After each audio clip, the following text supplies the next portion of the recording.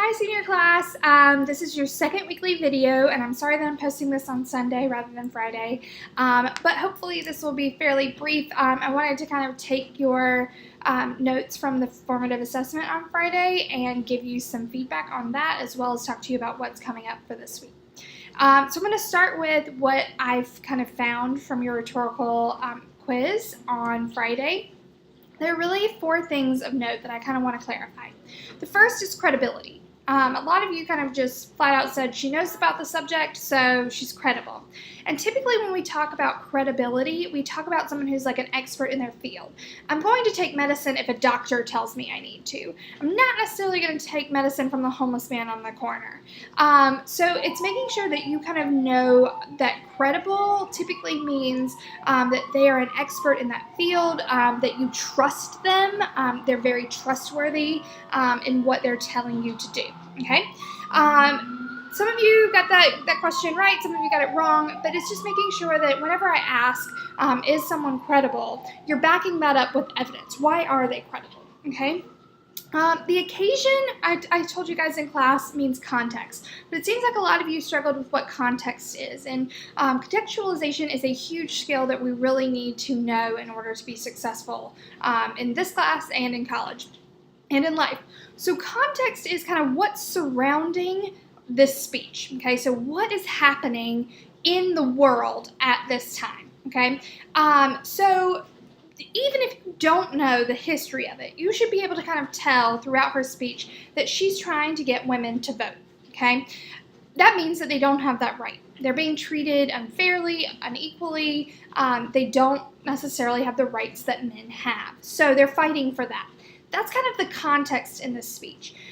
For example, if we were talking about today's time, you might say that the context of a speech given by Donald Trump to white supremacists might be that race relations are really tenuous and that a lot of people feel threatened. Okay, that's the context. That's the reason that his speech was taken the way that it was taken.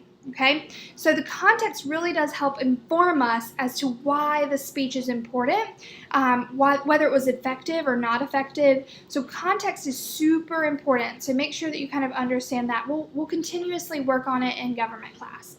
The second thing is subject matter. Oh, third thing, I'm sorry. The third thing is subject matter.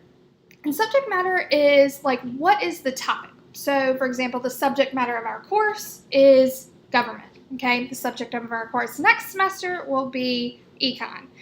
So it's really that main topic. What's the main idea? Tone is also something that you guys kind of struggled with. The tone is what emotion is she using to kind of get her message across. Not how is she conveying that, okay? Is she using ethos, pathos, or logos? It's more like, is she angry? Is she happy? Is she sad? How is she really kind of communicating to the audience her feelings, okay? And in this one, I would say the best tone that got pulled out of it from students is that she's angry, okay? She's really not pulling out any stop. She's not holding anything back. She's basically saying people are bad for not giving people the right to vote, or women the right to vote. So just kind of some clarification on that. What's coming up this week is we're going to be doing our rhetorical analysis essay. And that is going to be due Friday by the end of class. Okay, so at the end of class, you will have to submit it on ChalkUp. I realize that this week we're going on senior retreat, which I'm also very happy about. I'm excited to get to know all of you. So we will be out of school on Tuesday and Wednesday. I am giving you time in class Monday, Thursday, and Friday to complete your essay.